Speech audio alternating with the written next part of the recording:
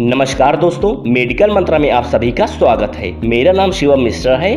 मैं एक पेशे से फार्मासिस्ट हूं, तो मेरी ये रिस्पॉन्सिबिलिटी बनती है कि मैं आपको बताऊं कि एमटीपी यानी मेडिकल टर्मिनेशन ऑफ प्रेगनेंसी क्या होता है, यह बिल कब पास हुआ और सन 2020 में इस बिल में क्या संशोधन हुआ है।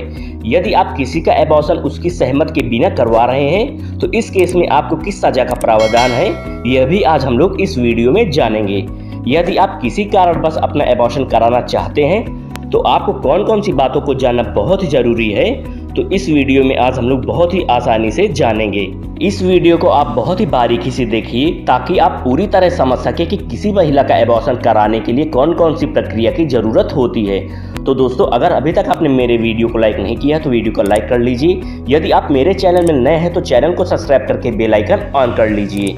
तो आप देख रहे हैं मेडिकल मंत्रा, तो चलिए स्टार्ट करते हैं। दोस्तों, एमटीपी यानी medical termination of pregnancy act 1971 में पास हुआ, यानी कि 1971 के पहले किसी भी तरह का एबॉर्शन कराना गैर कानूनी था, लेकिन 1971 में एमटीपी एक्ट आने के बाद एबॉर्शन कराना कानूनी हो गया था। लेकिन 1971 एमटीपी एक्ट में जिसकी प्रेगनेंसी 20 वीक से कम है, सिर्फ उसी का एबॉर्शन हो सकता है। यदि आपकी प्रेगनेंसी 22 वीक्स की हो गई है तो आपका एबॉर्शन नहीं होगा। इस प्रक्रिया में आपको कोर्ट के दरवाजे खटखटाने होंगे, और यदि आप अनमैरिड हैं तो आपकी प्रेगनेंसी चाहे जितनी भी वीक की हो, आपका एबॉर्शन नहीं होगा।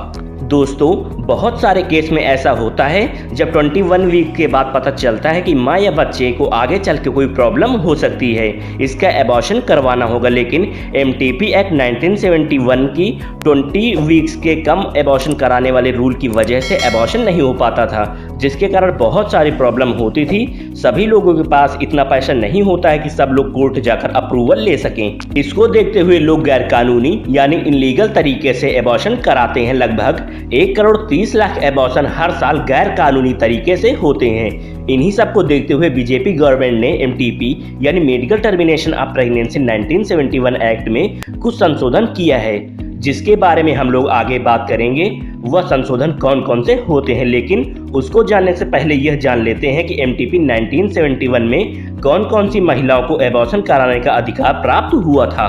तो दोस्तों, एमटीपी यानी medical termination of pregnancy 1971 act में कहा गया है, पहला पॉइंट, यदि प्रेगनेंसी के कारण महिला की जान को खतरा है तो इसको देखते हुए एबॉर्शन पॉसिबल है, लेकिन एबॉर्शन 20 वीक के अंदर हो जाना चाहिए। दूसरा पॉइंट, यदि बच्चा पैदा होता है और काफ़ी ज़्यादा चांसेस है कि बच्चे को फिजिकल या मेंटल एब्नॉर्मेलिटी हो सकती है तो भी एबॉर्शन पॉसिबल है। तीसरा पॉइंट, यदि किसी महिला का रेप होता है और वह रेप की वजह से प्रेग्नेंट हो जाती है तो इस केस में एबॉर्शन पॉसिबल है। चौथा पॉइंट, फेलियर ऑफ कंट्रासेप्टिव, यदि कोई शादीशुदा महिला या उसके पति से उपयोग किए गए कंट्रासेप्टिव फेल हो जाते हैं और महिला प्रेग्नेंट हो जाती है, इस केस में एबॉर्शन संभव है। लेकिन यह सभी अधिकार आपको तभी मिलेंगे जब आपकी प्रेगनेंसी 20 सप्ताह से कम होगी। तो दोस्तों, आपने इन चारों पॉइंट में देखा होगा कि आपका एबॉर्शन तभी होगा जब आपकी प्रेगनेंसी 20 वीक से कम होगी, और आप अपना एबॉर्शन तभी करवा सकते हैं जब कोई शादीशुदा जोड़ा कंट्रासेप्टिव फेल हो जाने की वजह से प्रेग्नेंट हो गए हों। तो कई डॉक्टर, हेल्थ वुमेन्स और हेल्थ मिनिस्ट्री की यह डिमांड थी कि जो एबॉर्शन टाइम है उसे 20 वीक से बढ़ाकर 28 वीक कर दिया जाए, और कंट्रासेप्टिव फेल हो जाने की वजह से मैरिड कपल के लिए जो एबॉर्शन का प्रावधान है वो अनमैरिड कपल के लिए भी कर दिया जाए। इसको देखते हुए गवर्नमेंट ने एमटीपी एक्ट 2020 में कुछ संशोधन किए हैं। तो चलिए जानते हैं कि वो संशोधन कौन कौन से हैं। तो दोस्तों, पहला पॉइंट, एबॉर्शन की जो लिमिट है उसे 20 वीक से हटाकर 24 वीक कर दी जाएगी, क्योंकि बहुत सारी डिजीज ऐसी होती हैं जो 22 वीक के बाद पता चलती हैं, जैसे कि डाउन सिंड्रोम।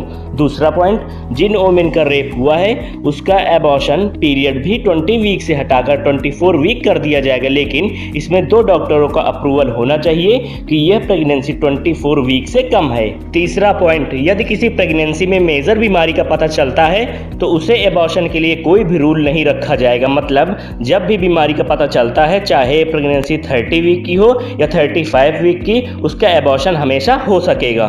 लास्ट और चौथा पॉइंट, एमटीपी एक्ट 2020 के अंतर्गत अब उन लोगों का भी एबॉर्शन हो सकेगा जो लोग शादी के पहले कंट्रासेप्टिव फेल होने की वजह से प्रेग्नेंट हो जाते हैं। दोस्तों लास्ट पॉइंट में जान लेते हैं कि यदि किसी महिला की सहमति के बिना आप उसका एबॉर्शन करवाते हैं तो इस केस में सजा का क्या प्रावधान है। तो दोस्तों ऐसा कराने पर दोषी पाए जाने वाले व्यक्ति को उम्र कैद तक की सजा का प्रावधान है। आईपीसी सेक्शन 312 के अनुसार यदि महिला और बच्चे को किसी भी तरह की प्रॉब्लम नहीं है और उसका एबॉर्शन होता है तो इस केस में बहुत सख्त कानून बनाए गए हैं। और आईपीसी सेक्शन 313 के अनुसार यदि महिला के सहमति के बिना एबॉर्शन करवा दिया जाता है तो इस केस में दोषी पाए जाने वाले व्यक्ति को 10 साल की सजा या उम्र कैद का प्रावधान है। आईपीसी सेक्शन 314 के अनुसार यदि एबॉर्शन कराए जाने के दौरान यदि महिला की मौत हो जाती है तो इस केस में दोषी पाए जाने वाले व्यक्ति को 10 साल की सजा का प्रावधान है। दोस्तों अगर एबॉर्शन के लिए महिला की सहमति नहीं है और तब उसकी मौत हो जाती है तो इस केस में दोषी पाए जाने वाले व्यक्ति को उम्र कैद की सजा हो सकती है। तो दोस्तों आज आप लोगों ने जाना कि एनटीपी क्या होता है, एमटीपी 1971 और 2020 में कौन कौन से बदलाव किए गए हैं और यदि कोई जबरदस्ती एबॉर्शन करवाता है तो इस केस में किस सजा का प्रावधान रखा गया है। तो दोस्तों वीडियो अच्छा लगा हो तो वीडियो को लाइक करें, दोस्तों के साथ शेयर करें। यदि आप मेरे चैनल में नए हैं तो चैनल को सब्सक्राइब करके बेल आइकन जरूर ऑन कर लें। Thank you.